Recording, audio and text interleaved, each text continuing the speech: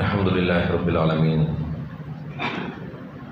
نحمد الله ونستعينه ونستهديه ونسترشده ونؤمن به ونتوكل عليه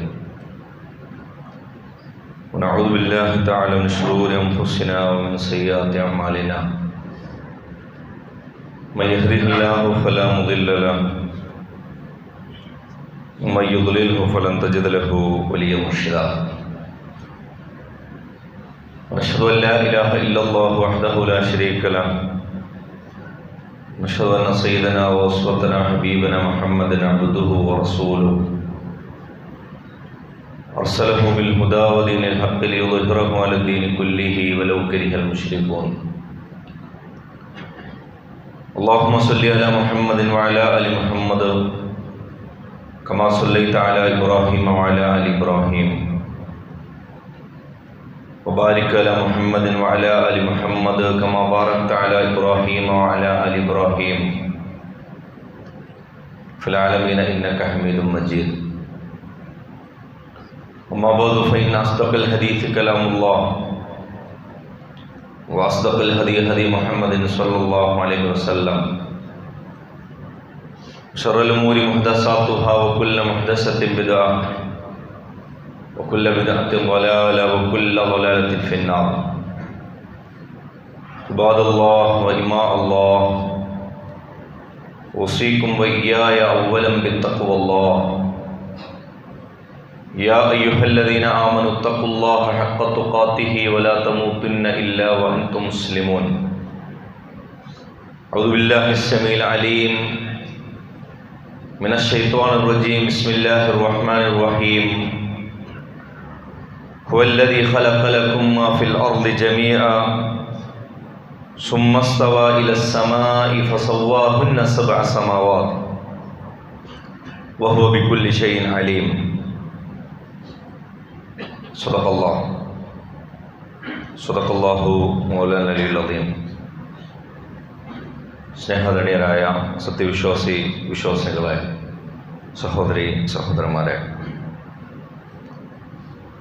രഹസ്യവും പരസ്യവുമായ ജീവിതത്തിൻ്റെ 2 മേഖലകളിലും ജീവിതത്തിൻ്റെ അകവും പുറവും ശുദ്ധിയാക്കിക്കൊണ്ട് അങ്ങേയറ്റത്തെ തഖ്വയോടുകൂടി ജീവിതം മുന്നോട്ട് നയിക്കണമെന്ന് എന്നെയും നിങ്ങൾ ഓരോരുത്തരെയും ഉണർത്തുകയാണ്, വസീയത്ത് ചെയ്യുകയാണ്. പടച്ചതമ്പുരാൻ അവൻ്റെ സ്വാലിഹുകളും സച്ചരിതരുമായ അടിയാറുകളുടെ കൂട്ടത്തിൽ നമ്മെല്ലാം ഉൾപ്പെടുത്തി അനുഗ്രഹിക്കുമാറാകട്ടെ. വിശ്വാസിയുടെ സാമ്പത്തിക രംഗത്തെ ഇടപാടുകളുമായി ബന്ധപ്പെട്ടാണ് നമ്മൾ ചില കാര്യങ്ങൾ തുടങ്ങി വെച്ചിരുന്നത്. ഇസ്ലാമികമായി മനുഷ്യരുടെ നിത്യജീവിതത്തിൽ അതിനിടമുണ്ടാവുക എന്നുള്ളത് ഇസ്ലാമിൻ്റെ ജീവിതഗന്ധിയായി ഇസ്ലാം നിലനിൽക്കുന്നു എന്നുള്ളതിൻ്റെ തെളിവായിട്ട് തന്നെ അത് സമർത്ഥിക്കുന്നതാണ്. അതായത് മനുഷ്യരുടെ ജീവിതത്തിൽ അവരേറ്റവും കൂടുതൽ ഇടപെടുന്ന ജീവിതത്തിലെ ഓരോ നിമിഷങ്ങളിലും അവരുടെ ഇടപാടുകളായി വരുന്ന കാര്യങ്ങൾ അവിടെ ഇസ്ലാമില്ലാതെ പോവുക എന്നുള്ളത് മറ്റു മേഖലകളിലെല്ലാം കൽപ്പനകളും വിധികളും വിലക്കുകളുമുള്ള ഇസ്ലാമിനെ സംബന്ധിച്ച് ഇവിടെ അത് ഒഴിഞ്ഞു പോവുക എന്നുള്ളത് നമുക്ക് ചിന്തിക്കാനാകാത്ത കാര്യമാണ്. അതുകൊണ്ട് തന്നെ എന്തുകൊണ്ട് സാമ്പത്തിക രംഗത്ത് കൃത്യമായ നിയമങ്ങളുണ്ട്, എന്തുകൊണ്ട് കൃത്യമായി അതുമായി ബന്ധപ്പെട്ട വിശദാംശങ്ങളുണ്ട് എന്നുള്ളത് ഒരു വിശ്വാസി എന്നുള്ള നിലയിൽ നമ്മളതിനെ സമീപിക്കുമ്പോൾ അതെൻ്റെ നിത്യജീവിതത്തിൻ്റെ ഭാഗമായ ഇടപാടുകൾ അത് നിയന്ത്രിക്കാൻ ഈ അറിവെനിക്ക് അനിവാര്യമാണ്. അത് കൂടിയേ തീരൂ എന്നുള്ളൊരു ചിന്തയാണ് ഇത്തരം ആലോചനകളിൽ, നമ്മളുടെ പഠനങ്ങളിൽ, അതല്ലെങ്കിൽ ഇത്തരം പ്രഭാഷണങ്ങളൊക്കെ കേൾക്കുമ്പോൾ സ്വാഭാവികമായിട്ടും നമുക്കുണ്ടാകേണ്ടുന്നൊരു വികാരം എന്ന് പറയുന്നത്. ഇത് വിധിവിലക്കുകളെക്കുറിച്ച് കേൾക്കുമ്പോൾ സാധാരണഗതിയിൽ മനുഷ്യർ തെറ്റിദ്ധരിക്കാൻ സാധ്യതയുള്ളൊരു കാര്യമുണ്ട്. ഇസ്ലാം എന്ത് പറഞ്ഞാലും കുറേ നോ പറയാൻ വേണ്ടിയിട്ടുള്ളൊരു മതമാണ്, കുറേ പാടില്ല എന്ന് പറയാൻ വേണ്ടിയിട്ടുള്ളൊരു ദർശനമാണ്. അതുകൊണ്ട് തന്നെ പാടില്ലയുടെ വഴിക്ക് പോയാലൊന്നും ജീവിതം നടക്കുള്ള കേസല്ല. നമുക്ക് പറ്റുന്ന കോലത്തിൽ നമ്മൾ അങ്ങോട്ടൊരു ജീവിതം ജീവിക്കും. അത് സാമ്പത്തിക ജീവിതവും കുടുംബ ജീവിതവും ഒക്കെ അങ്ങനെ തന്നെ. വേണമെങ്കിൽ ഒരു ആത്മീയ ജീവിതം പടച്ചവന് കൊടുക്കാം എന്നുള്ളിടത്ത് മാത്രമാണ് ഒരു പരിധിവരെ ആളുകൾ കോംപ്രമൈസ് ചെയ്തിട്ടുള്ളത്. ചിലരൊക്കെ ഒരു പടി കൂടി കടന്നിട്ട് തെറ്റായി അള്ളാഹുവിനെ കുറിച്ച് ധരിച്ചു വെച്ചിരിക്കുന്നത് നമ്മൾ നമ്മുടെ കുടുംബജീവിതത്തിലും സദാചാര ജീവിതത്തിലും സാമ്പത്തിക ജീവിതത്തിലൊക്കെ തെറ്റുകൾ ചെയ്യുന്നത് നമ്മുടെ ആത്മീയ ജീവിതം കൊണ്ട് പരിഹരിക്കാമെന്നാണ് ചില ആളുകളുടെ തെറ്റിദ്ധാരണത. സാമ്പത്തിക ജീവിതത്തിൽ നമുക്ക് വരുന്ന മിസ്റ്റേക്കുകൾ, നമുക്ക് വരുന്ന കുടുംബജീവിതത്തിലെ പാളിച്ചകൾ, നമ്മളുടെ സദാചാര ലൈംഗിക തകർച്ചകൾ, ഇതൊക്കെ വേറൊരു ഭാഗത്ത് പടച്ചവനോട് നിസ്കരിച്ച് പരിഹരിക്കാമെന്നാണ് കരുതുന്നത്. നമ്മൾ മനസ്സിലാക്കേണ്ട കാര്യം, ഇസ്ലാം ഒരു കൈക്കൂലി സിസ്റ്റം അല്ല. നമ്മൾ കുറേ തെറ്റുകൾ ഇപ്പുറത്ത് ചെയ്യുക, ഇടയ്ക്ക് 5 നേരം വക്തിന് വന്നിട്ട് നമ്മൾ ചെയ്ത തെറ്റുകൾ അപ്പുറത്ത് ഇങ്ങനെ കുറേ തെറ്റുകൾ ഇങ്ങനെ ചെയ്യുന്നുണ്ട്, ഇപ്പുറത്ത് അത് മായ്ച്ചു കളയാൻ വേണ്ടി ഇടയ്ക്കിടയ്ക്ക് വന്നിങ്ങനെ ഇൻസ്റ്റാൾമെൻ്റായി വന്ന് നമ്മൾ പ്രാർത്ഥിക്കുക. ഇങ്ങനെ ഒരു ധാരണ ആർക്കെങ്കിലും ഉണ്ടെങ്കിൽ പ്രിയപ്പെട്ടവരെ, അത് ഇസ്ലാമികമായൊരു കാഴ്ചപ്പാടല്ല. അങ്ങനെ ഒരു കുമ്പസാരം തെറ്റ് ചെയ്യാൻ വേണ്ടി, അതല്ലെങ്കിൽ തെറ്റ് ചെയ്തുകൊണ്ടിരിക്കുന്നുണ്ട് ഞാൻ, പടച്ചോനെ പുറത്തരണേ, ഈ തെറ്റ് ഞാൻ ഇപ്പോഴും ചെയ്യണത്, അടുത്ത ഒരു വക്തിന് ഇറങ്ങുമ്പോൾ അതിനും അപ്പുറമുള്ളൊരു വക്തിൽ ചെയ്യാനുള്ളൊരു തെറ്റിനെ കുറിച്ച് നിയ്യത്തുണ്ട്. നിസ്കരിക്കുന്ന നിയ്യത്തിനേക്കാൾ കൂടുതൽ ചെയ്യാൻ പോകുന്ന തെറ്റിനെ കുറിച്ചുള്ള നിയ്യത്താണ് മനസ്സിലുള്ളതെങ്കിൽ ഇത്തരം കാര്യങ്ങളിലുള്ള അബദ്ധധാരണകൾ തന്നെയാണ് പ്രിയപ്പെട്ടവരെ നമുക്ക് തിരുത്താനുള്ളത് എന്ന് മനസ്സിലാക്കണം. അപ്പോൾ വിധിവിലക്കുകൾ പറയുക എന്നുള്ളതിനർത്ഥം മനുഷ്യന്മാർ ഇതൊന്നും ജീവിതത്തിൽ ഇതൊന്നും ഇടപെട്ട് പോകരുത് എന്ന് അള്ളാഹു ആഗ്രഹിക്കുന്നു. ഇസ്ലാം എന്ത് വിലക്കിയിട്ടുണ്ടോ, ഇസ്ലാം എന്ത് പാടില്ല എന്ന് പറഞ്ഞിട്ടുണ്ടോ, അത് വ്യക്തിക്ക് ദോഷമുള്ളതായിരിക്കും, ആ വ്യക്തിയുടെ ചുറ്റുപാടിന് ദോഷമുള്ളതായിരിക്കും, ആ വ്യക്തി ജീവിക്കുന്ന സമൂഹത്തിന് ദോഷമുള്ളതായിരിക്കും. അതല്ലാതെ അള്ളാഹ് പറഞ്ഞു എന്നുള്ളത് കൊണ്ട് മാത്രമല്ല. അത് എല്ലാ കാര്യങ്ങളും നിങ്ങൾ എടുത്തു നോക്കുക. എന്തുകൊണ്ട് പലിശ പാടില്ല, എന്തുകൊണ്ട് ലോട്ടറി പാടില്ല, എന്തുകൊണ്ട് ചൂത് പാടില്ല, എന്തുകൊണ്ട് വ്യഭിചാരം പാടില്ല, എന്തുകൊണ്ട് കൊലപാതകം പാടില്ല, ഇതൊക്കെ എടുത്തു നോക്കിയാൽ ഇതൊക്കെ സബൂൽ മൂബിഖാത്തുകളുടെ കൂട്ടത്തിൽ നമ്മൾ എണ്ണി വരുന്ന കാര്യങ്ങളാണ്. എന്തുകൊണ്ട് കള്ളുകുടി പാടില്ല? ഇന്ന് ലോകത്ത് ഇസ്ലാമിനെതിരെ ഉറഞ്ഞു തള്ളിക്കൊണ്ടിരിക്കുന്ന എല്ലാ ആളുകളുടെയും പ്രശ്നം നമ്മൾ മനസ്സിലാക്കുന്ന പോലെ കേവലമായ ഒരു രാഷ്ട്രീയ സാമൂഹിക പ്രശ്നം മാത്രമല്ല. ഇസ്ലാം എന്താണോ സാമൂഹിക ദുരാചാരമായി പഠിപ്പിക്കുന്നത്, മനുഷ്യരെ ചൂഷണം ചെയ്യുന്ന ലോകത്തിലെ ഏറ്റവും വലിയ വ്യവസായങ്ങൾ നിങ്ങൾ എടുക്കുക, ഏറ്റവും വലിയ വ്യവസായങ്ങൾ, ലോകത്തിലെ ഏറ്റവും വലിയ വ്യവസായം പലിശയാണ്. അത് കഴിഞ്ഞാൽ ലോകത്തിലെ ഏറ്റവും വലിയ വ്യവസായം ഗാംബ്ലിംഗ് ആണ്. ലോകത്തിലെ അടുത്തൊരു വ്യവസായം മദ്യമാണ്. ലോകത്തിലെ മറ്റൊരു വ്യവസായം രതിയാണ്, ലൈംഗികതയാണ്, പൊണോഗ്രഫിയാണ്. ഇസ്ലാം എന്തുകൊണ്ട് ഇപ്പുറത്ത് വരുന്നു എന്നുള്ളതിന് ഇതിലൊക്കെ തന്നെ തെളിവുണ്ട്.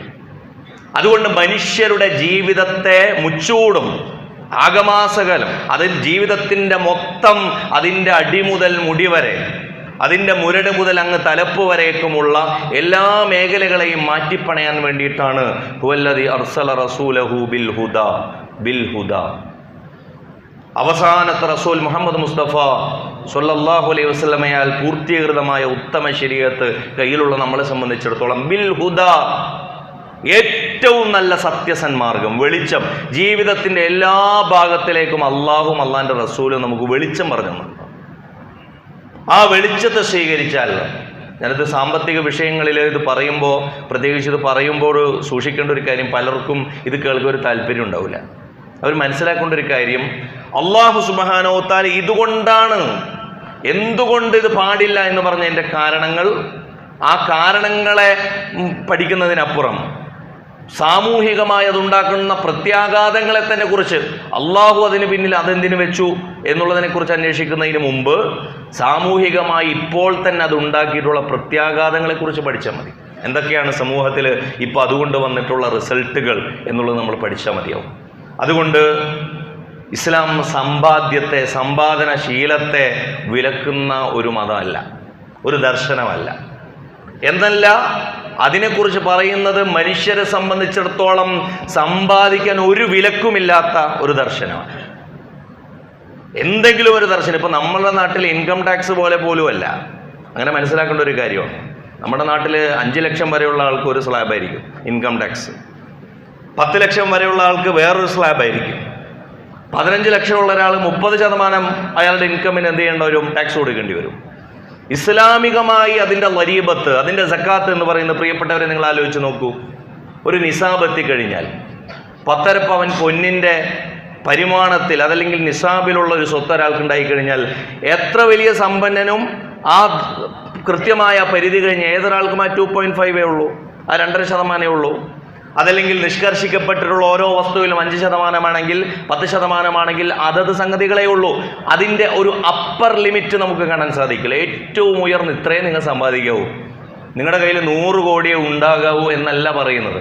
മറിച്ച് ആ സമ്പാദ്യം മനുഷ്യർക്ക് മുഴുവൻ പരന്നൊഴുകുന്നതിന് വേണ്ടി ഇസ്ലാം ഒരു രീതി ആവിഷ്കരിച്ചിരിക്കുന്നു. സമ്പാദ്യം സമ്പന്നരുടെ കയ്യിൽ മാത്രം കിടക്കാതിരിക്കാൻ, പാവപ്പെട്ടവരെന്നും പാവപ്പെട്ടവരാക്കി വെക്കാൻ, അവരെ ചൂഷണം ചെയ്യുന്ന പ്രക്രിയകൾ തുടരാതിരിക്കാൻ, ഇങ്ങനെയൊക്കെയുള്ള കുറേ കാര്യങ്ങളുണ്ട്. ഇത്തരത്തിലുള്ള സാമ്പത്തിക ദുരാചാരങ്ങൾക്ക് തടയിടുന്നതിന് വേണ്ടി കൂടിയാണ്. മാത്രമല്ല റസൂലുള്ളാഹി സ്വല്ലല്ലാഹു അലൈഹി വസല്ലം പറഞ്ഞു, 2 കാര്യങ്ങളിൽ അസൂയാകാം. 2 കാര്യങ്ങളിൽ ലാ ഹസദ ഇല്ലാ ഫിസ്നതൈനി, 2 കാര്യങ്ങളിലല്ലാതെ അസൂയയില്ല. എന്താണ് റസൂൽ പറഞ്ഞത്? ഒന്ന് അറിവ് നേടുന്ന കാര്യത്തിലും സമ്പാദ്യം നേടുന്ന കാര്യത്തിലുമാണ്. അസൂയ വെച്ച് പുലർത്താൻ പാടില്ല എന്ന് പറയുന്ന റസൂലുള്ളാഹി സ്വല്ലല്ലാഹു അലൈഹി വസല്ലം തന്നെ പറയാണ്, 2 കാര്യത്തിൽ നിങ്ങൾക്ക് അസൂയാകാം. എങ്ങനെ? റജുലുൻ ആതാഹുല്ലാഹു ഹിക്മതൻ, അല്ലാഹു സുബ്ഹാനഹു വ തആല ഒരു മനുഷ്യന് അറിവ് നൽകി.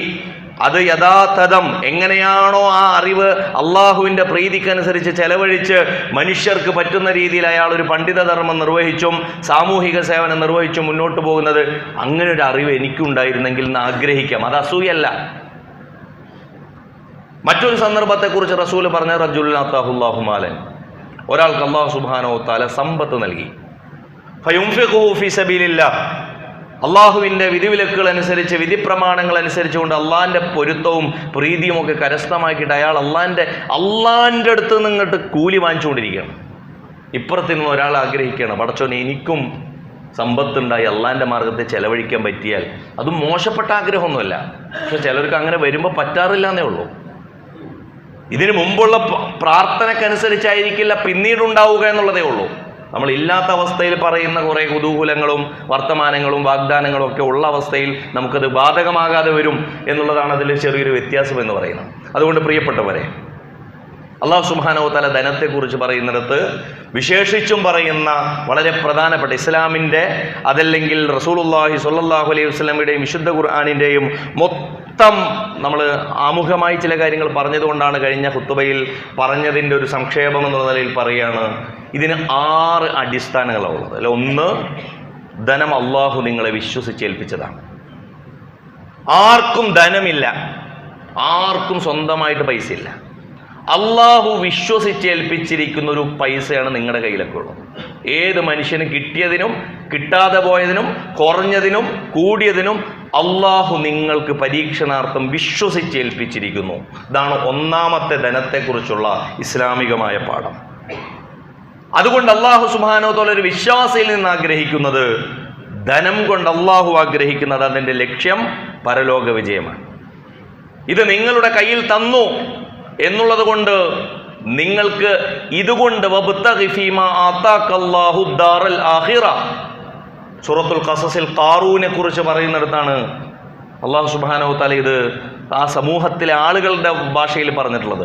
വബ്തഗി ഫീമാ ആതാകല്ലാഹു ദാറൽ ആഖിറ, നിന്റെ കയ്യിലുള്ളത് എന്താണോ, 100 രൂപയാണോ 100 കോടിയാണോ, അതൊന്നും വ്യത്യാസമില്ല.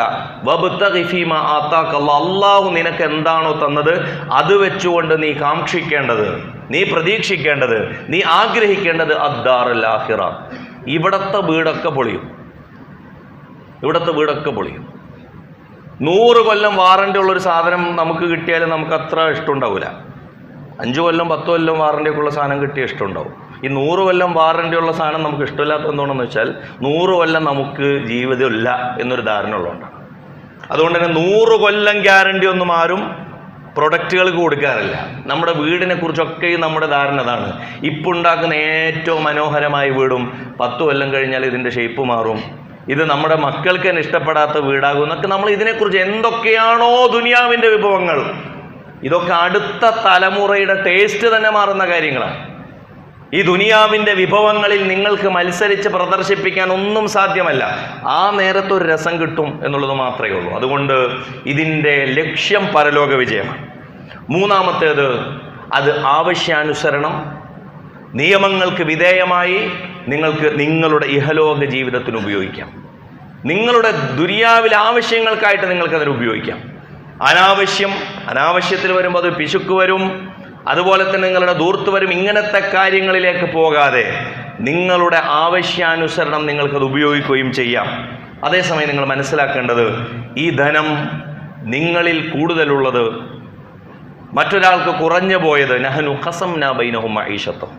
അല്ലാഹ് പറയാം, ഈ ലോകത്ത് എന്തുകൊണ്ട് പണക്കാരുണ്ടായി, എന്തുകൊണ്ട് കുറച്ച് പാവപ്പെട്ടവരുണ്ടായി, കുറച്ച് തൊഴിലാളികളും കുറച്ച് മുതലാളികളൊക്കെ ഉണ്ടായി എന്ന് ചോദിച്ചാൽ, നഹ്നു ഖസംനാ ബൈനഹും മഈശത്തഹും, നാം ആണ് ഓരോരുത്തരുടെ BPL APL ഒക്കെ നിശ്ചയിച്ചത്. അള്ളയാണ് നിശ്ചയിച്ചത്. അള്ളയാണ് ആര് പാവപ്പെട്ടവനാകണം ആര് ധനികനാകണം എന്ന് തീരുമാനിച്ചു. അള്ളാഹ് തീരുമാനിച്ചൊരു സംഗതിയാണ്. അള്ളാഹു സുബ്ഹാനഹു വ തആല തീരുമാനിച്ച ഈ സംഗതിയിൽ അതുകൊണ്ട് ദരിദ്രനെ സംബന്ധിച്ച് ഹസദ് പാടില്ല, അസൂയ പാടില്ല. ദരിദ്രനെ സംബന്ധിച്ച് അള്ളാഹ് എനിക്ക് എന്തുകൊണ്ട് തന്നില്ല എന്നും കരുതരുത്. അയാൾ പറയുന്നുണ്ട്, ഫഅമ്മാ ഇദാ മബ്തലാഹു ഫഖദറ അലൈഹി റിസ്ഖഹു ഫയഖൂലു റബ്ബി അഹാനൻ. ജീവിതത്തിൽ ചെറിയൊരു ബുദ്ധിമുട്ടുണ്ടായാൽ ചില മനുഷ്യന്മാർ പറയും, പടച്ചോനൊന്നും നമ്മുടെ കൂടില്ല. ചില ആൾക്കാരുടെ കൂടെയാണ്. അവർ എന്ത് ചെയ്താലും ദുഷ്ടനെ പന പോലെ വളർത്തും. എന്താ കാരണം എന്നറിയോ? ഫഅമ്മൽ ഇൻസാനു ഇദാ മബ്തലാഹു റബ്ബുഹു ഫഅക്രമഹു വനഅമഹു ഫയഖൂലു റബ്ബി അക്രമൻ. ജീവിതത്തിൽ വിഭവങ്ങളും സൗകര്യങ്ങളും ഒക്കെ അള്ളാഹു ഇങ്ങനെ കൊടുത്താൽ ചിലർ പറയും, അള്ളാഹ് ഇപ്പം എൻ്റെ കൂടെയാണ്, അള്ളാഹു എന്നെ ആദരിച്ചിട്ടുണ്ട്. പടച്ചോൻ എന്നെ ആദരിച്ചതിൻ്റെ തെളിവാണ് ദുനിയാവിൽ കിട്ടിയ സൗകര്യമെന്ന് ആരും കരുതരുത്. ഒരു ദുനിയാവിൽ കൊടുക്കുന്നതിന് അങ്ങനെ ഒരു ബാധകമല്ല. ദുനിയാവിൽ നല്ല ആളുകൾക്കും കൊടുക്കും, ചീത്ത ആളുകൾക്കും കൊടുക്കും. ദുനിയാവ് അങ്ങനെ അതിൽ നിന്ന് എക്സംഷനാണ്. പരലോകത്തുള്ള അള്ളാഹുവിൻ്റെ വിതരണക്രമത്തിനെ അപേക്ഷിച്ച് ദുനിയാവിൽ നഹ്നു ഖസംനാ ബൈനഹും മഈശത്തഹും, അള്ളാഹ് ഇങ്ങനെ ഇഷ്ടമുള്ള പോലെ കൊടുക്കും. അതുകൊണ്ട് ധനത്തിൽ മറ്റുള്ളവർക്ക് അവകാശമുണ്ട്. ഇതാണ് 4. അതിൽ 5-ാമത്തെ ഇസ്ലാമികമായ പാഠം എന്നുള്ളത്, ധനം ഉപയോഗിച്ച് നാട്ടിൽ കുഴപ്പങ്ങൾക്ക് അതല്ലെങ്കിൽ നാശത്തിന് വഴി തേടരുത്. കയ്യിൽ കുറച്ച് പൈസ ആയിക്കഴിഞ്ഞാൽ മനുഷ്യർ വഴിതെറ്റുന്നതിൻ്റെ കാരണങ്ങൾ പോലും അതായി മാറും. കാരണം ചെറിയ ജീവിതമുള്ളൂല്ലോ, ചെറിയ ജീവിതമേ ഉള്ളൂ. അപ്പോൾ ചെറിയ ജീവിതം അടിച്ചു പൊളിക്കുന്നതിൻ്റെ കാരണങ്ങൾ മനുഷ്യർക്ക് ഇത് തിന്നാൽ തീരൂല, ഉടുത്താൽ തീരില്ല. 36,500 ദിവസം 100 കൊല്ലം ജീവിക്കുന്ന ഒരു മനുഷ്യനും കിട്ടുള്ളൂ. എന്നും ഒരു 10 ജോഡി ഡ്രസ്സ് വെച്ച് മാറിയാൽ പോലും ഈ പൈസ ഇത്ര കയ്യിലുണ്ടെന്നുണ്ടെങ്കിൽ എന്താ ചെയ്യേണ്ടതെന്ന് പിടി കിട്ടൂല. ചില ആളുകൾക്ക് പൈസ കൂടിയാൽ എന്താണ് വീട്ടിൽ ചെയ്യേണ്ടത്, എന്താണ് വണ്ടിയിൽ ചെയ്യേണ്ടത്, എന്താണ് മക്കളുടെ വിദ്യാഭ്യാസത്തിൽ ചെയ്യേണ്ടത്, എങ്ങനെയാണ് ഇൻവെസ്റ്റ് ചെയ്യേണ്ടത്, ഇതൊന്നും ഒരു പിടുത്തുണ്ടാവില്ല. അങ്ങനെ കുഴപ്പങ്ങൾ തേടിപ്പോകും മനുഷ്യർ. നാശഹേതുവായ കാര്യങ്ങളിലേക്ക് സമൂഹത്തോട് തന്നെ അതിക്രമങ്ങൾ ചെയ്തു പോകും. ഫബഗാ അലൈഹിം നാം കാറൂനെ കുറിച്ച് പറഞ്ഞപ്പോൾ വിശുദ്ധ ഖുർആൻ പറഞ്ഞത്, ഇന്ന കാറൂന കാന മിൻ ഖൗമി മൂസ, മൂസയുടെ കൗമിൽപ്പെട്ട ആളായിരുന്നു, ബനൂ ഇസ്രായേലിൽപ്പെട്ട ആളായിരുന്നു. ആര്? കാറൂൻ അപ്പുറത്ത് ഫിറൗനിന്റെ ഖിബ്തികളിൽപ്പെട്ട ആളുകളല്ല, അപ്പുറത്ത് പെട്ട ആളുകളല്ല, ബനൂ ഇസ്രായേലിൽ തെറ്റപ്പെട്ട ആളാണ്. ഫബഗാ അലൈഹിം. പക്ഷേ സ്വന്തം കയ്യിൽ പണം വന്നപ്പോൾ ബനൂ ഇസ്രായേലുകാരനാണെന്നുണ്ടെന്നുണ്ടെങ്കിലും അയാൾ മതിമറന്നു. ഇവർക്കെതിരെ സ്വന്തം കൗമിനെതിരെ തന്നെ ഫബഗാ അലൈഹിം, അയാൾക്ക് സമ്പത്തുണ്ട് എന്നുള്ളത്. ചില ആളുകൾക്ക് അങ്ങനെയുണ്ട്. സ്വന്തം സമൂഹത്തോട് സ്വന്തം നാട്ടുകാരോടൊക്കെ കുറച്ച് പണം എത്തിക്കഴിഞ്ഞാൽ അയാളുടെ മനോഭാവം മാറും. കുറേ ആളുകളൊക്കെ അതിൽ നിന്ന് അൽഹംദുലില്ലാ അതിൽ നിന്ന് ഒഴിവാണ്. പക്ഷെ ചില ആളുകൾക്കെങ്കിലും അങ്ങനെ ഒരു അസുഖം വരും. ഇതാണ് അഞ്ചാമതായി ഇസ്ലാം പഠിപ്പിക്കുന്നത്. ആറാമതായി അവസാനമായി പറയുന്നത് ഇതിൻ്റെ സാമ്പത്തിക അരാജകത്വം സൃഷ്ടിക്കരുത്. അതുമായി ബന്ധപ്പെട്ടാണ് ഇസ്ലാമിലെ നിയമങ്ങളുള്ളത്. നിങ്ങൾക്ക് തോന്നിയ പോലെ ഇടപാടുകൾ നടത്തരുത്. തോന്നിയ പോലെ ഇടപാടുകൾ. ഇപ്പോൾ നമ്മുടെ നാട്ടിൽ നമ്മൾ ഏറ്റവും കൂടുതൽ പറയേണ്ടതായി വന്നിട്ടുള്ള ഇത്തരം വിഷയങ്ങളുമായി ബന്ധപ്പെട്ട്, ഇപ്പോൾ കച്ചവടങ്ങളാകട്ടെ, കൂട്ടുകച്ചവടങ്ങളാകട്ടെ, ബിസിനസ് ആകട്ടെ, ബിസിനസ്സിൻ്റെ പേരിൽ കൊടുക്കുന്ന പലിശ എന്നുള്ള പേര്, ലാഭം എന്നുള്ള പേരിലുള്ള പലിശയാകട്ടെ, അതല്ലെങ്കിൽ ബിസിനസ് ഇപ്പോൾ നമുക്കറിയാമല്ലോ, കഴിഞ്ഞ 2 ആഴ്ച മുമ്പ് കണ്ണൂരുള്ളൊരു ജ്വല്ലറിക്ക് മുമ്പിൽ പോയിട്ട് ഈ പർദ്ദയും തട്ടൊക്കെ ഇട്ട കുറേ സ്ത്രീകളുടെ സമരം. എന്താ സമരം എന്നറിയാം? മുതലാളിനെ വിടൂല, ജ്വല്ലറി മുതലാളിനെ ഞങ്ങൾ വിടൂല. ജ്വല്ലറി മുതലാളി മരിച്ചേക്കണം. ഞങ്ങൾക്ക് അവിടെ ഇട്ട ഒരു പൈസക്ക് ഞങ്ങൾക്ക് ഇങ്ങനെ മാസം 900 റുപ്യ ഓരോ ലക്ഷത്തിനും തരാമെന്ന് പറഞ്ഞിട്ടാണ് ഇട്ടിരുന്നതാണ്. അങ്ങനെ ഒരു ഇടപാട് ഇസ്ലാമിലുണ്ടോ സുഹൃത്തുക്കളെ? അങ്ങനെ ഒരു ഇടപാടുണ്ടോ? മാസം 900 റുപ്യ, മാസം 1000 റുപ്യ തരാമെന്ന് പറഞ്ഞിട്ട് നിങ്ങൾക്ക്, അതിൻ്റെ പേരാണ് പലിശ എന്ന് പറയുന്നത്. അതില്ലാത്തൊരു കാലത്ത് നിങ്ങൾ പോയി ഒച്ച വെക്കുന്നത് കൊണ്ട്, ഉള്ള കാലത്ത് മിണ്ടാതെ ഇങ്ങനെ വാങ്ങിച്ചുകൊണ്ടിരുന്നവർ ഒരു സംരംഭം അങ്ങോട്ട് പൊട്ടുമ്പോൾ അവരുടെ ഉള്ളിലെ എല്ലാവിധ പരിവേഷങ്ങളും കൊണ്ട് ഉയർന്നു വരികയും ഇതിൽ വല്ലാത്ത സമരങ്ങൾ നയിക്കുകയും ചെയ്യും. അതുകൊണ്ട് ഇസ്ലാമികമായുള്ള അതുമായി ബന്ധപ്പെട്ട സ്വതന്ത്രമായ തന്നെ മറ്റൊരു ഖുത്ബ നമുക്ക് നടത്തേണ്ടതുണ്ട്. എങ്ങനെയാണ് ബിസിനസ്സിലെ ഇൻവെസ്റ്റുകൾ ഉണ്ടാകേണ്ടത്? ലാഭനഷ്ട പങ്കാളിത്തത്തോടു കൂടിയല്ലാത്ത ഒരു കാര്യവുമില്ല. അതിൽ അല്ലാത്തൊന്നുണ്ട്, അത് കടമാണ്. ഞാൻ നിങ്ങൾക്ക് കടം തന്നു കഴിഞ്ഞാൽ ആ പൈസ നിങ്ങൾ അവധി വെച്ചുകൊണ്ട് അത് പറഞ്ഞ് സാക്ഷികളോ മറ്റോ ഒക്കെ ഉണ്ടെന്നുണ്ടെങ്കിൽ അതൊക്കെ എഴുതി വെച്ച് കടം നിങ്ങൾ അത് നിങ്ങൾ ആ പൈസ കൊണ്ട് എന്ത് ചെയ്യുന്നു എന്നുള്ളത് ഞാൻ അറിയേണ്ട കാര്യമില്ല. ഞാൻ നിങ്ങൾക്ക് കടമായിട്ടാണ് തന്നുള്ളത്. ആ കടത്തിൻ്റെ ആ പൈസ നിങ്ങൾ എനിക്ക് തിരിച്ചു തരാം. പക്ഷെ ബിസിനസ്സുമായി ബന്ധപ്പെട്ടതാണോ? കാരണം എന്ന് വെച്ചാൽ സാമ്പത്തികമായി ഇസ്ലാമിൻ്റെ നിയമം എന്താണെന്ന് അറിയില്ല. ഇസ്ലാമികമായി നിങ്ങൾക്ക് ലാഭനഷ്ട പങ്കാളിത്തത്തോടു കൂടിയല്ലാതെ ലാഭം നിങ്ങൾ എടുക്കുന്നുണ്ടോ എങ്കിൽ അതിൻ്റെ നഷ്ടത്തിൻ്റെ റിസ്കിൽ നിങ്ങൾ പങ്കാളിയാകണം. ആയേ പറ്റൂ. അല്ലാതെ ആ പൈസ കൊണ്ട് ബിസിനസ് നടത്തുന്ന ഒരാൾ, അയാൾക്കൊരു ബാങ്കിൽ നിന്ന് ഒരു ലോൺ എടുക്കുന്നതിന് വരെ അയാൾ നാട്ടുകാരുടെ നിന്ന് കുറച്ച് പൈസ കിട്ടാൻ വേണ്ടിയിട്ട് മാസം 1000 റുപ്യ 1500 റുപ്യ എന്നൊക്കെ പറഞ്ഞ് വാങ്ങി. ഇസ്ലാമികമായി തന്നെ അതില്ല. എന്ന് പറയുന്നതിൻ്റെ ഒരു കാരണം, അങ്ങനെ നിശ്ചിത തുക നിങ്ങൾക്ക് പറഞ്ഞുകൊണ്ടൊരു ബിസിനസ് നടത്താൻ പറ്റില്ല എന്നുള്ളതാണ്. കാരണം അത് പ്രാപഞ്ചിക യാഥാർത്ഥ്യവുമായി, മാർക്കറ്റ് വില നിലവാരവുമായി, മാർക്കറ്റിലെ റിസ്ക്കുമായി, അതല്ലെങ്കിൽ നിങ്ങളുടെ കച്ചവട വസ്തുക്കളുടെ മൂല്യ ഇടിവുമായൊക്കെ ബന്ധപ്പെട്ടതാണ്. നിങ്ങൾക്കൊരു കൊറോണ വന്നു, 4 കൊല്ലം അതല്ലെങ്കിൽ 2.5 കൊല്ലം അത് അടച്ചിടുകയും അതല്ലെങ്കിൽ 4-5 കൊല്ലം അതിൻ്റെ എക്കോണമിയിൽ അതിൻ്റെ എല്ലാവിധ പ്രതിഫലനങ്ങൾ ഉണ്ടാവുകയും ചെയ്തു. നിങ്ങളങ്ങനെ ഏതെങ്കിലും ഒരാൾക്ക് മാസം 2000 റുപ്യ തരാമെന്ന് പറഞ്ഞിട്ട് അങ്ങനെ വാങ്ങിച്ചാൽ കൊടുക്കാൻ പറ്റുമോ? അപ്പോൾ ഇതൊന്നും അറിയാതെ പോകുന്നതിന് പിന്നിലുള്ളൊരു കാരണം, നമ്മൾ നിസ്കാരത്തിൻ്റെ കണക്ക് പഠിച്ചതുപോലെ, നോമ്പിൻ്റെ കണക്ക് പഠിച്ചതുപോലെ ഇങ്ങനെയൊരു കണക്കുണ്ട്. എന്നാൽ സമൂഹത്തിലെ ഭൂരിപക്ഷം ആളുകളും ഇതുപോലെ കച്ചവടത്തിലോ അതല്ലെങ്കിൽ നിത്യവൃത്തിയിലോ ഒക്കെ ഇടപെടുന്ന ആളുകളാണ്. ഇവരിത് പഠിക്കേണ്ടതും മനസ്സിലാക്കേണ്ടതുമുണ്ട്. ഒരു ഖുത്ബ വേദിയിൽ നിന്ന് പഠിക്കുക എന്നുള്ളതല്ല. ഇസ്ലാമികമായി ഇതിലെ മൗലികമായ അഭിപ്രായങ്ങൾ എന്താണ് എന്ന് പ്രിയപ്പെട്ടവരെ നമ്മൾ അറിയേണ്ടതുണ്ട്. അതുകൊണ്ട് ഇങ്ങനെ ഈ സമ്പത്തിലേക്ക് അല്ലാത്ത പക്ഷം ഹറാമ് വരും.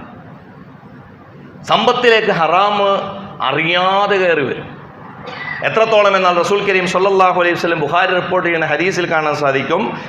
അബീ ഹുറൈറ റളിയല്ലാഹു അൻഹു, അബൂ ഹുറൈറ നിവേദനം ചെയ്യുക, റസൂലുള്ളാഹി സ്വല്ലല്ലാഹു അലൈഹി വസല്ലം പറയുക, യഅതി അലന്നാസി സമാനുൻ ലാ യുബാലിൽ മർഉ മാ അഖദ മിനൽ ഹലാലി അമിനൽ ഹറാം. ഒരു കാലം വരും മനുഷ്യർക്ക്, അന്ന് പൈസ കിട്ടിയാൽ മതി. ലാ യുബാലിൽ മർഉ, മനുഷ്യന് ഒരു പ്രശ്നം ഉണ്ടാവില്ല. എവിടെ നിന്നാണ് മാഹദമിൻ, എന്തിൽ നിന്നാണ് എൻ്റെ സമ്പാദ്യം വരുന്നത്, ഹറാമാണോ ഹലാലാണോ അതൊന്നുമല്ല, പൈസയായിട്ട് അങ്ങോട്ട് ഇങ്ങനെ 500ഉം 1000ഒക്കെ ഇങ്ങനെ കിട്ടിയാൽ മതി. ഇങ്ങനെയുള്ളൊരു കാലത്തെക്കുറിച്ച് റസൂല് പറഞ്ഞെടുത്താണ് പ്രിയപ്പെട്ടവരെ നമുക്ക് പരിശോധിക്കേണ്ടി വരുന്നത്. ഇത് നിങ്ങൾ അള്ളാഹിൻ്റെ മാർഗ്ഗത്തിൽ നിങ്ങൾ മനസ്സിലാക്കേണ്ട ഒരു കാര്യം, 1,00,000 രൂപ നിങ്ങൾ അള്ളാഹിൻ്റെ മാർഗ്ഗത്തിൽ ചെലവഴിക്കുന്നതാണോ, 1 രൂപ നിങ്ങളുടെ സമ്പാദ്യത്തിൽ ഹലാലായതില്ല അതല്ലെങ്കിൽ ഹറാമായതില്ല എന്ന് ഉറപ്പുവരുത്തലാണോ ഏറ്റവും പ്രധാനം? 1,00,000 അള്ളാഹിൻ്റെ മാർഗ്ഗത്തിൽ കൊടുത്തുന്നത്, അതിന് കൂലിയുണ്ടോ എന്നുള്ളത് ആലോചിക്കാൻ വരട്ടെ. അതിന് കൂലി കിട്ടുന്ന പ്രശ്നം ഉദിക്കുന്നത് തന്നെ നിങ്ങളുടെ സമ്പാദ്യത്തിൽ 1 രൂപയുടെ ഹറാമുണ്ടെങ്കിൽ നിങ്ങൾ 1 ലക്ഷം അള്ളാന്റെ മാർഗ്ഗത്തിൽ കൊടുത്തിട്ടുള്ളതായിരിക്കും. അത് കൊടുത്തിട്ട് കാര്യമില്ല എന്ന് മാത്രമല്ല, കാണാൻ സാധിക്കും അബ്ദുല്ലാഹ് ഇബ്നു ഉമർ റളിയല്ലാഹു അൻഹു പറയാ, ഹറാമായ ഒരു ലൻക്ക് എന്ന് പറഞ്ഞാൽ ദിർഹമിന്റെ 1/4 ആണ്. ഒരു ദിർഹമിന്റെ 4/1 ലൻക്ക് എന്ന് പറയാം. ഹറാമായ ഒരു ലൻക്ക് ഒഴിവാക്കുകയാണ് അള്ളാഹുവിന്റെ മാർഗത്തിൽ 1 ലക്ഷം ദീനാർ ചെലവഴിക്കുന്നതിനേക്കാളും അള്ളാഹ്ക്ക് ഇഷ്ടം. അള്ളാഹിന്റെ മാർഗത്തിൽ 1 ലക്ഷം ദിർഹം ഒരാൾ ചെലവഴിച്ചു, ഇതിനേക്കാൾ അള്ളാഹുവിന് ഇഷ്ടം 1 ദീനാറിന്റെ 4/1 ഹറാമ് വരാനൊരു ചാൻസ് ഉണ്ട്, അത് ഒഴിവാക്കിയാണ്. ഇങ്ങനെയാണ് അള്ളാഹിന്റെ പൊരുത്തം നേടേണ്ടത്. നിങ്ങൾ ഒരാൾക്ക് നന്മ ചെയ്തിട്ടല്ല, ഏറ്റവും ചുരുങ്ങിയത് മനുഷ്യരോട് ഒരു തിന്മ പോലും ചെയ്യാതെയാണ് അള്ളാഹുലേക്ക് എടുക്കേണ്ടത്. ഉപകാരങ്ങൾ ചെയ്തിട്ടല്ല, ആദ്യം ഒരു മനുഷ്യനെയും ഉപദ്രവിക്കാതിരുന്നിട്ടാണ്. ഇസ്ലാമിന്റെ പ്രിൻസിപ്പിൾസ് ഒക്കെ ഇങ്ങനെയാണ്. അതുപോലെ തന്നെ പ്രധാനപ്പെട്ടതാണ് ഹറാമില്ല എന്നുറപ്പ് വരുത്തിക്കൊണ്ടാണ് നിങ്ങളുടെ സമ്പാദ്യത്തിന് അള്ള ചെലവഴിക്കണം. പള്ളിക്കും മദ്രസക്കും പോലും കൊടുത്തിട്ട് കാര്യമില്ല. അങ്ങനെയുള്ളടത്ത് വാങ്ങിക്കാൻ പാടില്ല എന്നുള്ളത് വേറൊരു വിഷയം. പക്ഷേ എല്ലാവരും ഇപ്പം എവിടെ നിന്നാണ് ഇത് തരുന്നതെന്നൊന്നും അറിയാൻ പറ്റില്ലല്ലോ. അത് കൊടുത്തിട്ട് അങ്ങനെ കുറേ നിങ്ങളെ, ഞാൻ നേരത്തെ പറഞ്ഞതുപോലെ നമ്മളുടെ സാമ്പത്തിക ദുർവൃത്തികളെ ഏതോ ഒരു പള്ളി ഭണ്ഡാരത്തിലിട്ടും നിങ്ങൾക്ക് വെളുപ്പിക്കാൻ പറ്റില്ല. ഏതോ ഒരു ഗവൺമെന്റിന് ടാക്സ് കൊടുത്ത് നമുക്ക് വെളുപ്പിക്കുന്നത് പോലെയൊന്നും പോലും നിങ്ങൾക്ക് അതിനെ ലോണ്ടറി ചെയ്യാൻ പറ്റില്ല, അതിനെ വെളുപ്പിക്കാൻ പറ്റില്ല എന്നുള്ളതാണ് ഇസ്ലാം പഠിപ്പിക്കുന്നത്. അതുകൊണ്ട് ഇതുമായി ബന്ധപ്പെട്ട് നമുക്ക് ഇസ്ലാം പഠിപ്പിക്കുന്നത് അങ്ങനെ വന്നാൽ, അങ്ങനെ ഒരു സമ്പാദ്യം വന്നാൽ ജീവിതത്തിൽ ബർക്കത്തിലാണ്. അതാണ് ഒന്നാമത് പഠിപ്പിക്കുന്നത്. റസൂൽ അതിനെക്കുറിച്ച് പറഞ്ഞത് അൽ ഹൽഫു മുൻഫിഖത്തുൻ ലിസ്സിലാ. ഒരാളിങ്ങനെ കള്ളമായ വ്യാജ സത്യങ്ങൾ ചെയ്തുകൊണ്ടൊരു കച്ചവടം ചെയ്തു, അതാണ് ഇപ്പം നിലവിലുള്ള ഏറ്റവും മികച്ച ബ്രാൻഡ് ഇതാണ്, ഇത് തന്നെയാണ് ഒറിജിനൽ, നിങ്ങൾ ഇത് കുഴപ്പമില്ലാത്തൊരു സാധനമാണെന്ന് പറഞ്ഞ ആ സാധനം വിറ്റാൽ മതി. വിൽക്കുന്ന സാധനത്തെക്കുറിച്ച് പോലും ഇസ്ലാം പറയാം ഹെല്ലാഫാകാൻ പാടില്ല എന്നാണ് പറയുന്നത്. അതായത് വല്ലാത്ത വ്യാജ സത്യങ്ങൾ നിങ്ങൾ വിൽപ്പനയിൽ പോലും നടത്തരുത്. അങ്ങനെയാകുമ്പോൾ സാധനം ചിലപ്പോൾ ചരക്ക് ചിലപ്പോൾ വിറ്റുപോകും, പക്ഷേ വമുംഹിഖത്തുല്ലിൽ ബർക്ക, നിങ്ങളുടെ ബർക്കത്തിന് അതില്ലാതാക്കി കളയും. പ്രത്യക്ഷത്തിൽ നിങ്ങൾക്ക് ലാഭം കയറിയിട്ടുണ്ടാവും, പക്ഷേ അള്ളാന്റെ ഭാഗത്തു നിന്നുള്ള ബർക്കത്ത് നിങ്ങൾക്കില്ലാതാവും. അതുപോലെ തന്നെ നിങ്ങളുടെ പ്രാർത്ഥനയ്ക്ക് ഉത്തരം ലഭിക്കും. ഇതൊക്കെ വളരെ പ്രസിദ്ധമായ ഹദീസുകളാണ്. നിങ്ങളുടെ പ്രാർത്ഥനയ്ക്ക്, നിങ്ങൾ പ്രാർത്ഥിക്കുന്നതിന് അർത്ഥമില്ല, കാരണം പ്രാർത്ഥനയ്ക്കുള്ള യോഗ്യത നിങ്ങൾക്കില്ല. നമ്മൾ കേട്ടു വളരെ പ്രചാരത്തിലുള്ള ഹദീസ് നമുക്കറിയാലോ. ജട പിടിച്ച് അള്ളാഹിന്റെ മുമ്പിൽ ഇങ്ങനെ ദീർഘമായ യാത്രയൊക്കെ കഴിഞ്ഞിട്ട് അയാൾ അള്ളാഹിനോട് പ്രാർത്ഥിക്കുക. പക്ഷേ ഫഅന്നാ യുസ്തജാബ്, ഹദീസിൽ കാണാൻ സാധിക്കും പ്രാർത്ഥിച്ച് നിലോളിച്ച് പ്രാർത്ഥിച്ചിട്ട് എന്താ കാര്യം? ഫമത്അമുഹു ഹറാം, അയാളുടെ ഭക്ഷണം ഹറാമാണ്. വമൽബസുഹു ഹറാം, അയാളുടെ വസ്ത്രം ഹറാമാണ്. വമശ്റബുഹു ഹറാം, അയാളുടെ വെള്ളം ഹറാമാണ്. ഇങ്ങനെ ഹറാമുള്ള ഒരാൾ അള്ളാഹിൻ്റെ അടുത്ത് വന്ന് പ്രാർത്ഥിക്കാനുള്ള, നമ്മൾ വെറുതെ വന്ന് നിസ്കരിക്കോ? ഇല്ലല്ലോ, അതിനു മുമ്പ് ഒരു ഒതെടുക്കൂലേ, അതിനു മുമ്പ് കുളിക്കൂലേ? ഇതുപോലെ നിസ്കരിക്കാനുള്ള യോഗ്യതയും ഒന്നും ഇത് മാത്രമല്ല, നിങ്ങൾ സാമ്പത്തിക വിശുദ്ധി നേടുക എന്നുള്ളത് കൂടിയാണ് എന്ന് റസൂൽ കരീം സല്ലല്ലാഹു അലൈഹി വസല്ലം പഠിപ്പിക്കുക. മറ്റൊന്ന്, നിങ്ങൾ ചെയ്യുന്ന ദാനധർമ്മങ്ങൾ, ഹജ്ജ്, ഉംറ, ഇത്തരത്തിലുള്ള വലിയ കാര്യങ്ങൾ ചെയ്തിട്ട് ഇതൊന്നും രക്ഷപ്പെടാൻ പറ്റുമോ? ഇല്ല.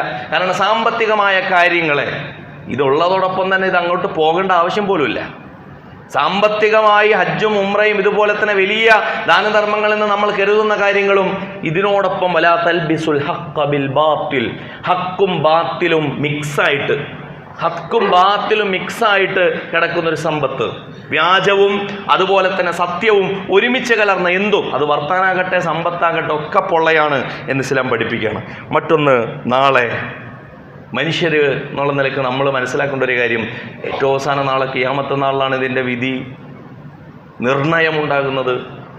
ഈ വിധി നിർണയത്തിൽ റസൂലുള്ളാഹി സ്വല്ലല്ലാഹു അലൈഹി വസല്ലം പറയാ, കുല്ലു ലഹ്മിൻ അയ്യമാ ലഹ്മിൻ നബത്ത മിൻ സുഹ്തിൻ ഫന്നാറു ഔലാ ലഹു.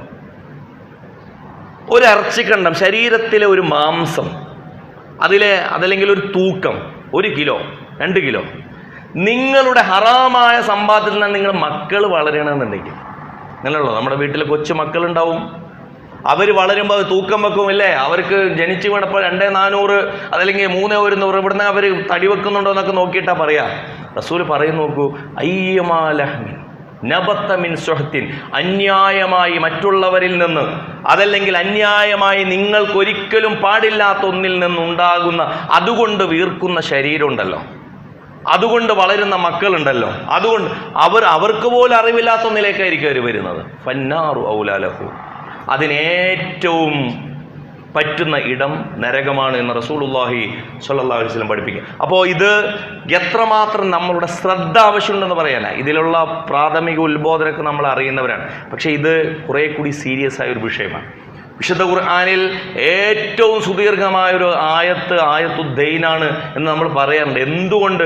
എഴുതുന്നതിനെക്കുറിച്ച്, എഴുതി വെക്കുന്നതിനെക്കുറിച്ച്, അതിൽ പറഞ്ഞു കൊടുക്കുന്നതിനെക്കുറിച്ച്, കേട്ടെഴുതുന്നതിനെക്കുറിച്ച്, എഴുതുന്ന സമയത്ത് മൂല്യവസ്തുക്കളൊന്നും കിട്ടിയില്ലെങ്കിൽ, ആരും എഴുതാൻ കിട്ടിയില്ലെങ്കിൽ പണയവസ്തു സ്വീകരിച്ച് വെക്കുന്നതിനെക്കുറിച്ച് എത്ര വിശദമായിട്ടാണ് ഇസ്ലാം ഇടപാടുകളെക്കുറിച്ച് പറയുന്നതെങ്കിൽ എത്ര സൗകര്യപൂർവ്വമാണ് പ്രിയപ്പെട്ടവരെ നമ്മളുടെ നിത്യജീവിതത്തിൽ ഇടപാടുകളെ മറന്നുപോകുന്നത് എന്നുള്ളത് ഒരു പുനരാലോചനയ്ക്ക് വിധേയമാക്കണം. ഇൻഷാ അല്ലാഹ് വരുന്ന ആഴ്ചകളിൽ ഇതുമായി ബന്ധപ്പെട്ട വിശദാംശങ്ങളിൽ നമുക്ക് ഓരോ വിഷയങ്ങളെടുത്ത് സംസാരിക്കാം. അല്ലാഹു നമ്മെ അനുഗ്രഹിക്കുമാറാകട്ടെ, നമ്മുടെ വീഴ്ചകൾ നമുക്ക് പുറത്ത് മാപ്പാക്കി തരുമാറാകട്ടെ. നമ്മിൽ നിന്ന് മരണപ്പെട്ടു പോയവർക്ക് അല്ലാഹു മഗ്ഫിറത്തും റഹ്മത്തും നൽകി അനുഗ്രഹിക്കുമാറാകട്ടെ. ലോകത്ത് പ്രയാസം അനുഭവിച്ചുകൊണ്ടിരിക്കുന്ന എല്ലാ ജനകൂടികൾക്കും, എല്ലാ വർദ്ധിത ജനതകൾക്കും അല്ലാഹു ശാന്തിയും സമാധാനവും നൽകി അനുഗ്രഹിക്കുമാറാകട്ടെ. ഫലസ്തീനിൽ നമ്മുടെ സഹോദരങ്ങൾക്ക് അല്ലാഹു ആസന്നമായ വിജയം നൽകി അനുഗ്രഹിക്കുമാറാകട്ടെ, ശിഫ നൽകി അനുഗ്രഹിക്കുമാറാകട്ടെ, വിജയം നൽകി അനുഗ്രഹിക്കുമാറാകട്ടെ. അല്ലാഹു നമ്മിൽ നിന്ന് മരണപ്പെട്ടു പോയവരോടൊപ്പം നാളെ ജന്നാത്തുൽ ഫിർദൗസിൽ നമ്മെല്ലാം ഒരുമിച്ച് കൂട്ടുമാറാകട്ടെ. വഖൂലു ഖൗലി ഹാദാ വസ്തഗ്ഫിറുല്ലാഹ ലി വലക്കും വസ്തഗ്ഫിറൂഹു ഇന്നഹു ഹുവൽ ഗഫൂറുർ റഹീം.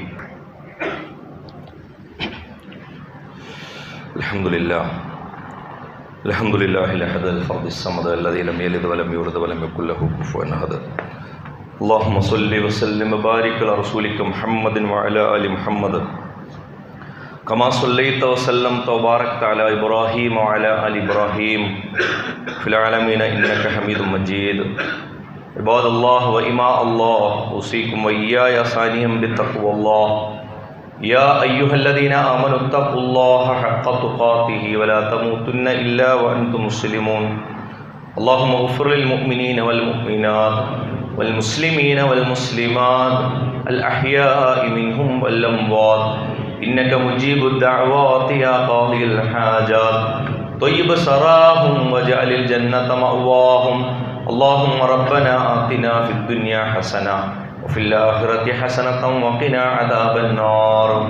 اللهم ربنا ظلمنا أنفسنا وإن لم تغفر لنا وترحمنا لنكونن من الخاسرين. اللهم انصر إخواننا في أرض فلسطين.